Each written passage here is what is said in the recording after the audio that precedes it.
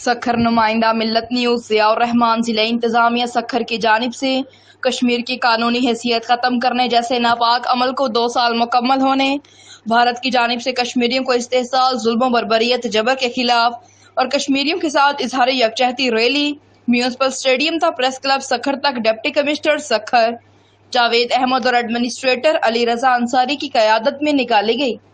Rally में revenue, municipal police, ranger, civil society, शहरियों, वकला, ताजरों, तालीम, सेहत, एक्साइज समेत दीगर शोबा हाई जिंदगी से वाबस्ता अफराद ने बड़ी तादाद में शिरकत की।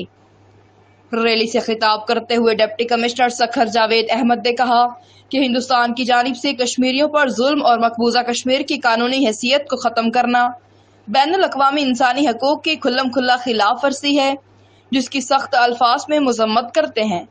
आज इस कानून की 2 साल मुकम्मल हो गए हैं। उन्होंने अक़वाम मुत्तहिदा से मुतालिबा किया कि कश्मीरियों पर होने वाले जुल्म और कानूनी हैसियत के खात्मे जैसे नापाक अमल को नोटिस लेकर कश्मीरियों को हक़ खुददारियत दिलवाया जाए।